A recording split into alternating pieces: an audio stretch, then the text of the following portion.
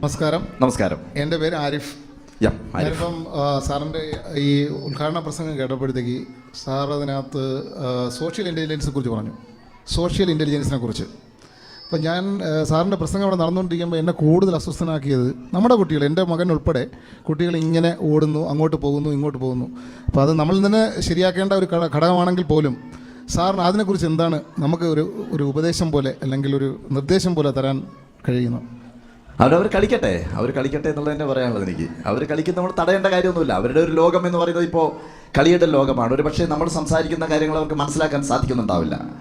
നമ്മളതൊരു അച്ചടക്കക്കുറവ് എന്ന് പറയേണ്ട കാര്യമില്ല. പക്ഷേ നമ്മൾ ഭയക്കേണ്ട ഒരു കാര്യം ഞാൻ പറയാം. ഏറ്റവും പ്രധാനപ്പെട്ട ഒരു കാര്യം, ഇന്ന് ഞാൻ പറയണമെന്ന് ആഗ്രഹിച്ചൊരു കാര്യം തന്നെ പറയാം.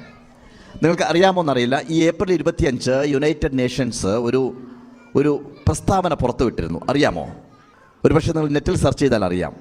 1 വയസ്സിന് മുമ്പ് ഒരു കുഞ്ഞിനെ ഒരു കാരണവശാലും മൊബൈൽ ഫോണിൻ്റെ സ്ക്രീൻ കാണിക്കരുത്. 5 വയസ്സാകുന്നത് വരെ ഒരു കുട്ടിയെ പരമാവധി 1 മണിക്കൂർ സമയം മാത്രമേ സ്ക്രീൻ കാണിക്കാവൂ. അങ്ങനെ കാണിക്കുന്ന സമയത്ത് മാതാപിതാക്കൾ അരികിലുണ്ടായിരിക്കണം. അത് എഡ്യൂക്കേഷണൽ പ്രോഗ്രാം ആയിരിക്കണം. അതെന്താണെന്നുള്ളത് മാതാപിതാക്കൾ കൂടെ നിന്നുകൊണ്ട് പറഞ്ഞു കൊടുക്കണം. ഇത് അല്ല എന്നുണ്ടെങ്കിൽ നാളെ നമ്മുടെ കുട്ടികൾ വലിയൊരു അഡിക്ഷനിലേക്ക് പോകാൻ പോകുന്നു. ഇത് മനസ്സിലാക്കുക. നമ്മുടെ തലച്ചോറിനകത്ത് എത്ര ബില്യൺ ന്യൂറോണുകളുണ്ടെന്ന് വെച്ച് കഴിഞ്ഞാൽ 100 ബില്യൺ ന്യൂറോണുകളാണ്. 1 ബില്യൺ എന്ന് പറഞ്ഞാൽ 100 കോടിയാണെങ്കിൽ 100 ബില്യൺ ന്യൂറോണുകൾ കെട്ടിക്കിടക്കുന്ന തലച്ചോറ്, നമ്മുടെയൊക്കെ തലച്ചോറ്. ഈ തലച്ചോറ്, നമ്മുടെ തലച്ചോറിൻ്റെ ന്യൂറോൺ, ഇപ്പോൾ നമ്മുടെയൊക്കെ തലച്ചോറിൻ്റെ ന്യൂറോൺ പ്രവർത്തിക്കുന്നതിനേക്കാൾ 700 മടങ്ങാണ് ഒരു കുഞ്ഞിൻ്റെ തലച്ചോറിനകത്തുള്ള ബ്രെയിനിൻ്റെ ന്യൂറോൺ പ്രവർത്തിച്ചുകൊണ്ട്. 700 ടൈംസാണ്. ഈ തലച്ചോറിനകത്ത് ലെഫ്റ്റ് ഹെമിസ്ഫിയറിൻ്റെയും റൈറ്റ് ഹെമിസ്ഫിയറിൻ്റെ ഇടയിൽ സബ്സ്റ്റാൻഷ്യ നിഗ്ര എന്ന് പറയുന്ന ഒരു സ്ഥലത്താണ് ഡോപ്പമിൻ എന്ന് പറയുന്ന രാസവസ്തു ഉണ്ടാവുന്നത്.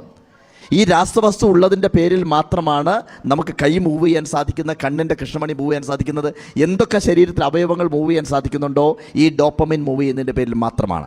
ഡോപ്പമിൻ സ്റ്റക്കായാൽ പാരലൈസ് ആവും, പാർക്കിൻസൺസ് ഉണ്ടാവും, കൈ ചലിക്കണമെന്ന് ആഗ്രഹം ഉണ്ടാവും, പക്ഷേ കൈ ചലിക്കില്ല, അങ്ങോട്ട് പോവില്ല. ഈ സബ്സ്റ്റാൻഷ്യ നിഗ്രയിൽ ഉണ്ടാവുന്ന ഡോപ്പമിൻ എന്ന് പറയുന്ന സാധനം അവിടുന്ന് എപ്പോഴാണോ ന്യൂക്ലിയസ് എക്യുംബൻസ് എന്ന് പറയുന്നൊരു സ്ഥലത്തേക്ക് വന്ന് വീഴുന്നത്, അപ്പോഴാണ് മനുഷ്യന് സുഖം ഉണ്ടാവുന്നത്. ക്ലിയർ ആണോ ഞാൻ പറഞ്ഞത്? ഈ സുഖം മനുഷ്യന് സാധാരണ 3 കാര്യങ്ങളിലാണ് സുഖമുണ്ടാവുന്നത്. ഒന്ന് സെക്സാണ്, ഭക്ഷണം പോലെ, ഉറക്കം പോലെ മനുഷ്യന് ആവശ്യമായിട്ടുള്ള കാര്യമാണ് സെക്സ്. രണ്ടാമത്തെ കാര്യം എന്ന് പറയുന്നത് നർക്കോട്ടിക്സ് ആണ്, മദ്യം, മയക്കുമരുന്ന്. മദ്യം എപ്പോൾ കഴിച്ചോ, മയക്കുമരുന്ന് എപ്പോൾ ഉപയോഗിച്ചോ, സബ്സ്റ്റാൻഷ്യ നിഗ്രയിൽ നിന്ന് ഡോപ്പമിൻ ക്രമരഹിതമായിട്ട് ഓടിത്തുടങ്ങുന്ന സമയത്താണ് നമ്മുടെ കൺട്രോളും നഷ്ടപ്പെടുന്നത്. ക്ലിയർ? ഓക്കെ.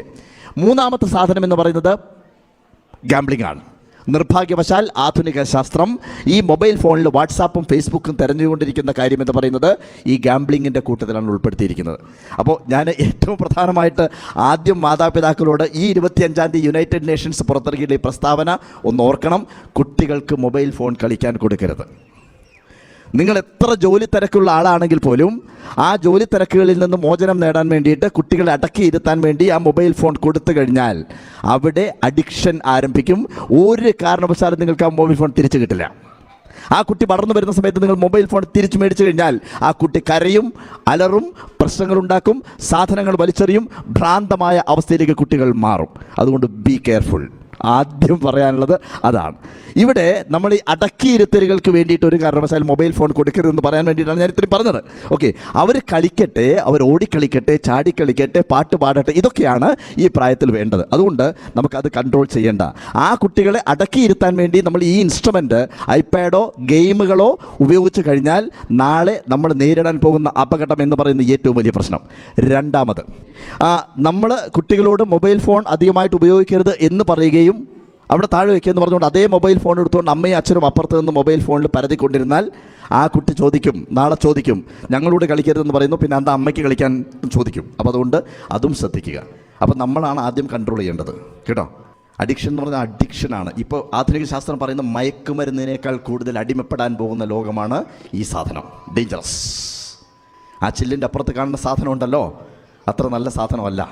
ഏത് ഗ്ലാസിൻ്റെ അപ്പുറത്ത്, ടെലിവിഷൻ്റെ അപ്പുറത്ത് കാണുന്ന സാധനങ്ങളും പ്രശ്നമാണ്. ടെലിവിഷൻ കാണുന്നത്, കമ്പ്യൂട്ടർ കാണുന്നത് പ്രശ്നം. നിങ്ങൾ കഥ കേട്ടിട്ടില്ലേ? ജീവിതത്തിൽ മുഴുവൻ തെറ്റ് ചെയ്ത് ജീവിച്ച ഒരാളാണ്. മദ്യം കഴിക്കും, മയക്കുമരുന്ന് ഉപയോഗിക്കും, എന്തൊക്കെ വൃത്തിയുണ്ടെന്ന് മുഴുവൻ കാണിക്കും. ഇദ്ദേഹം മരിച്ചു കഴിഞ്ഞാൽ എങ്ങോട്ട് പോകും? സ്വർഗം, നരകം, എവിടെ പോകും? മോശമായിട്ട് ജീവിച്ച ആളാണ്. അങ്ങോട്ട് പോകും നരകം. ഇദ്ദേഹം മരിച്ച കറക്റ്റ് സമയത്ത് ലോകത്തിൻ്റെ മറ്റൊരു ഭാഗത്ത് ഭൂകമ്പം ഉണ്ടായി 100,000 ആളുകൾ മരിച്ചുപോയി. ഇദ്ദേഹം അങ്ങോട്ട് ചെല്ലുന്ന സമയത്ത് തിരക്കോട് തിരക്ക്. ചിത്രഗുപ്തൻ ഇങ്ങനെ പേര് ചോദിക്കുന്നു, രജിസ്റ്റർ പരിശോധിക്കുന്നു, സ്വർഗമാണോ നരകമാണോ എന്ന് എഴുതി കൊടുത്തുകൊണ്ടിരിക്കുകയാണ്. അന്നാണ് ഒരു 3 പേര് ലീവ്. ഇദ്ദേഹത്തിന് നിർഭാഗ്യവശാൽ എഴുതി കൊടുത്ത സമയത്ത് സാധനം തെറ്റിപ്പോയി. നരകത്തിന് പകരം സ്വർഗത്തിൻ്റെ ടോക്കൺ കൊടുത്തുപോയി. പുള്ളി അല്ലാതെ മിണ്ടിയില്ല. പുള്ളി ഭൂമിയിൽ നിന്ന് പറഞ്ഞു കേട്ട കുറേ കാര്യങ്ങളുണ്ട്. റെഡ് കാർപ്പറ്റ്, മധ്യ ചഷകവുമേന്ത്യ മദ്രാശിമാർ, എന്തൊക്കെ പ്രതീക്ഷയായിരുന്നറിയോ. നേരെ അകത്തേക്ക് കിടക്കുകയാണ്. ചെല്ലുമ്പോൾ ആരുമില്ല. ഒരു 2-3 പേര് ഒഴിഞ്ഞ ഗ്രൗണ്ടാണ്. ആരുമില്ല അവിടെ. മഹാത്മാഗാന്ധിയുണ്ട്, ബുദ്ധനുണ്ട്, പിന്നെന്താ പറയുക, മദർ തെരേസയുണ്ട്. 2-3 പേര് കണ്ണടച്ചിരിക്കുകയാണ്. ഒറ്റ അക്ഷരം പോലും മിണ്ടുന്നില്ല. ആരെങ്കിലും സംസാരിക്കേണ്ടത് വിചാരിച്ച് ഗാന്ധിജിയുടെ കാലിൽ തട്ടിയ സമയത്ത് ഗാന്ധിജി കണ്ണുപോലും തുറക്കാതെ അഹിംസ അഹിംസ എന്ന് പറഞ്ഞുകൊണ്ടിരിക്കുന്നു. എന്ത് ചെയ്യാൻ പറ്റും? മടുത്തു. അപ്പോൾ നോക്കുന്ന സമയത്താണ് ഒരു ഗ്ലാസ് കണ്ടോ. ആ ഗ്ലാസിൻ്റെ അപ്പുറത്ത് മധ്യ ചഷകമേന്തിയ മദുരാക്ഷിമാരുണ്ട്, കഞ്ചാവിൻ്റെ പുകയുണ്ട്, നീല ചിത്രങ്ങളുണ്ട്. മനോഹരമായ കാഴ്ചയാണ്. സെക്യൂരിറ്റി വിളിച്ചതിന് ശേഷം ചില്ലിൻ്റെ അപ്പുറത്ത് ഏതാ സ്ഥലം എന്ന് ചോദിച്ചു. അപ്പോൾ അയാൾ പറഞ്ഞു അതാണ് നരകം. അതാണോ നരകം എന്ന് വെച്ചുകൊണ്ട് ഇയാൾ നേരെ റിസപ്ഷനിലേക്ക് ഓടി വന്നതിന് ശേഷം ചിത്രഗുപ്തനോട് പറഞ്ഞു, നിങ്ങൾ ഈ ഭൂമിയിൽ അഡ്ജസ്റ്റ്മെൻ്റ് ഒന്നും പറ്റില്ല, എനിക്ക് നരകം എന്ന് പറഞ്ഞാൽ നരകം തന്നെ വേണം. ഓക്കെ, നരകത്തും കൊടുത്തു. അകത്തേക്ക് കിടക്കുന്ന സമയത്ത് 5-8 മല്ലന്മാർ പിടിച്ച് തിളച്ച എണ്ണയിൽ മുക്കി അവിടെ വെച്ചു. അപ്പം ഇദ്ദേഹം പറഞ്ഞു ഈ നരകമല്ല വേണ്ടത്, ചില്ലിൻ്റെ അപ്പുറത്ത് കണ്ട നരകമാണെന്ന് പറഞ്ഞപ്പോൾ ഒരാൾ പറഞ്ഞു, മണ്ട, അത് നിന്നെപ്പോലെയൊക്കെയുള്ള ആളുകളെ യഥാർത്ഥ നരകത്തിലേക്ക് കൂട്ടിക്കൊണ്ടുവരാനുള്ള പരസ്യ ചിത്രമാണ്. മനസ്സിലായോ? ഈ ടെലിവിഷനിൽ കാണുന്ന പല പരസ്യ ചിത്രങ്ങളും പെണ്ണായാൽ പൊന്നു വേണമെന്നൊരു പരസ്യ ചിത്രം കണ്ട് നമ്മുടെ കുട്ടികൾ വളർന്നു കഴിഞ്ഞാൽ പൊന്നില്ലെന്നുണ്ടെങ്കിൽ കുട്ടികളുടെ വിചാരം എന്താണെന്നറിയാമോ? ഞാൻ പെണ്ണല്ല എന്ന് വിചാരിക്കും. അപ്പോൾ നമ്മൾ കുട്ടികളോട് പറയണം, മക്കളെ നിങ്ങളാണ് പൊന്നെന്ന് മക്കളോട് പറയാൻ സാധിക്കണം. മൊബൈൽ ഫോൺ ഗ്ലാസിൻ്റെ അപ്പുറത്ത് കാണുന്ന പല ദൃശ്യങ്ങളും കൂട്ടിക്കൊണ്ടുപോകുന്നത് നരകത്തിലേക്കാണ്. അപ്പോൾ ബി കെയർഫുൾ.